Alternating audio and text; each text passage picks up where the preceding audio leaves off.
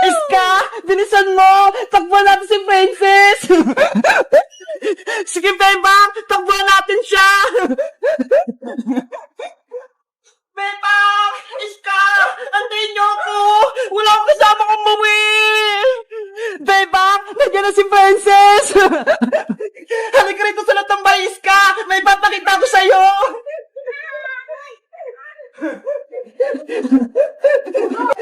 Isara mo yung gate para hindi makapasok si Princess. Okay.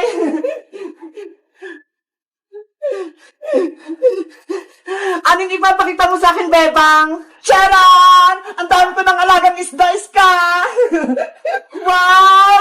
Sobrang dami nga, Bebang! Iba-iba yung kulay! Kaya nga tignan mo tong mga to, kulay gold! Oo nga, no! Iba-iba yung kulay! Kumikinang-kinang pa! Sabi ni nanay, magbibenta na daw ako ng isda sa susunod para may baon na ako sa school. Talaga? Magbibenta ka ng isda, Bebang? Sige, bibili ako sa'yo para may alaga din akong isda.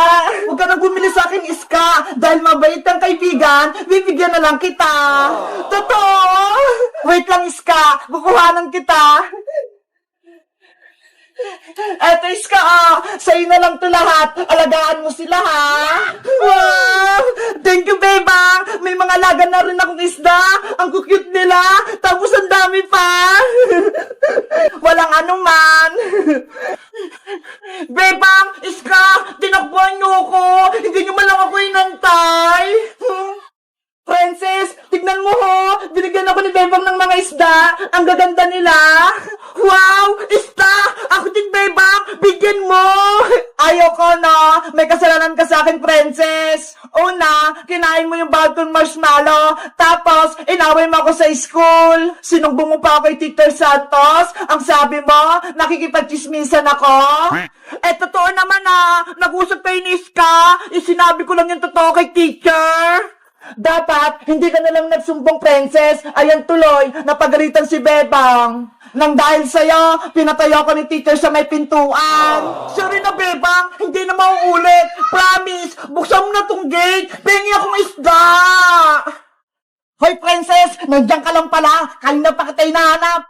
Ano na naman yun, Bajang? May kasalanan ka sa akin. Tinatawanan mo pa ako, ha? Habang pinapatayo ko ni Teacher Santos, akala mo, palalampasin ko yon?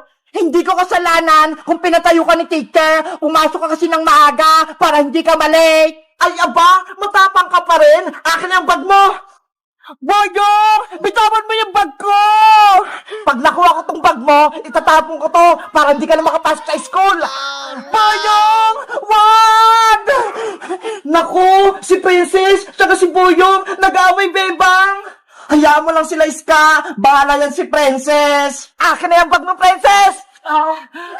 Boyong! Akin yan! Hindi ko na ito ibabalik. Oh no! Bebang! Tulungan niyo ako!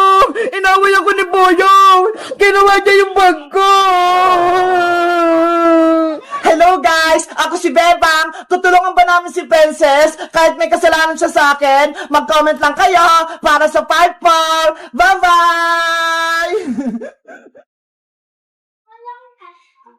Oh no! Maria! Halika na rito sa kusina! Kumain na tayo! Wait lang, Bebang! Tapusin ko lang itong winawalis ko! Ang sipag mo naman! Ikaw lahat naglinis dito sa bahay! Tapos pinagluto mo pa ako ng almusal! Diba? Sabi ko sa'yo, tutulungan kita sa gawaing bahay! Salamat, Maria! Bebang! Tara na sa school! Malilate na tayo! Sino kaya yun? Si Princess Bungengi lang pala. Hoy, Maria! Nasaan na si Bebang? Sabihin mo, papasok na kami sa school. Malilate na kami. Bebang, si Princess tawag ka. Late na raw kayo. Kumakain pa ako Sabihin mo, Maria, kay Princess, mauna na siya.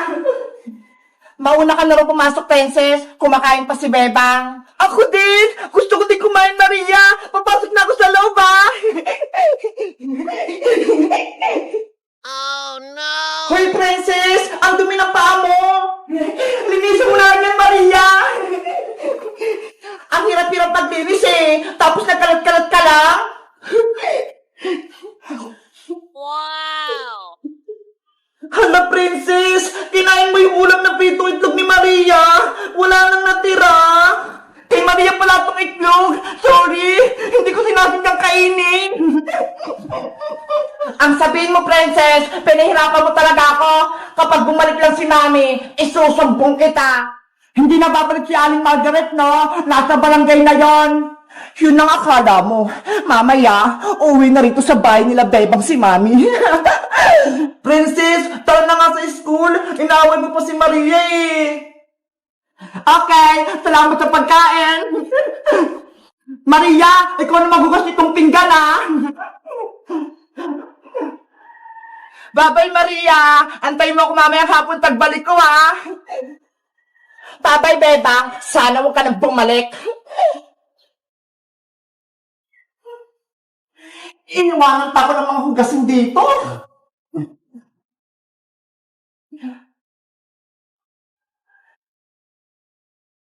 Ano ba yan? May kumakatok agad? Maria, buksan mo tong pinto. Si Mami mo to. Mami, ikaw na ba yan? Mami ko! Kamusta ang anak ko? Miss na kita. Mami, si Beba, pati yung kaibigan niya si Princess, inutusan nila ako lagi dito sa bahay. Pagod na ako. Huwag ka nang umiyak, Maria. Lagot sa akin yung si Bebang. Maghihiganti tayo. Pagbalik niya sa school, ako naman magpapahirap kay Bebang. Tara na sa loob. Antayin natin si Bebang dito. A few moments later. Ang saya-saya ko sa school. Mami, nandiyan na si Bebang. Nakauwi na siya. Humanda siya sa akin. Oh no! Maria! Buksan mo na yung pinto! Nandito na ako! Maria! Hello guys! Magandang araw! Ako si Bebang. Ang tagal ni Maria buksan yung pinto. Bakit kaya? Sa tingin nyo, papasok ba ako sa loob ng bahay namin o hindi na? Mag-comment lang kaya para sa part 2. Bye-bye! Akin na tong sulat ni Ska, Bebang! Oh no! Boyong! Ibalik mo yan! Ayoko no! Hindi ko na ibabalik sa inyo tong sulat ni Ska! Pasaway ka talaga, Boyong Butike! Lagi mo kami ginugulo! Gusto namin si Ska! Kaya gusto namin niya mabasa yung sulat niya! Asos! Hindi mo man talaga miss si Ska, princess eh! Ang gusto mo, yung padala niyang chocolate! Hindi yan totoo, Boyong, no? Kaibigan ko si Ska! Kaya sobrang miss ko siya! Kunyari ka pa, kinain mo nga kaagad ang chocolate niya. Boyong, nakikusap ako sa'yo. Ibalik mo yung sulat ni Ska. Please. Ibibigay ko lang sa inyo to kung may kapalit. Gusto ko yung hawak mong chocolate na Toblerone, Bebang. Ayaw namin, no? Ang sarap kayo ng chocolate. Tapos ibibigay lang namin sa'yo. Hindi pwede, no? Kung ayaw niyong ibigay yan, pupunitin ko tong sulat ni Ska. Huwag, Boyong! Gusto namin mabasa yung sulat! Ibibigay niyo ba yung chocolate o hindi? Pupunitin ko na to. Napakasabay mo talaga, Boyong Butike. Hindi naman sa yung sulat na yan, ah. Bebang, huwag kang pumayag sa gusto ni Boyong. Pagbilang kong 3, pupunitin ko na to. 1, 2, 3. Eto na! Ibibigay ko na sa itong chocolate! Huwag mo lang punitin yung sulat ni Ska! Pero Bebang, masarap yung chocolate ni Ska! Huwag mong ibigay kay Boyong! Anong gusto mo, princess? Yung sulat ni Ska o itong chocolate? Siyempre, yung chocolate! Ikaw talaga? Matakaw! Ayaw bang malaman kung anong sinulat sa atin ni Ska? Malay mo, importante yung sasabihin niya. Oo nga, no? Sige na nga, ibigay mo na nga kay Boyong yung white na chocolate. Ano? Ibibigay niyo ba yung chocolate o pupunitin ko tong sulat? Boyong, eto na! Ibibigay na namin tong isang chocolate! Yes! May chocolate na ako! Princess, iabot mo to kay Boyong, tapos kunin mo yung sulat. Sayang talaga tong chocolate. Ang laki-laki pa naman. Hayaan mo na. Meron pa naman ako dito eh. Bibigyan kita. Akin na yung chocolate, princess. Baka mamaya, kainin mo pa yan eh. Eto na. Excited ka naman masyado, Boyong.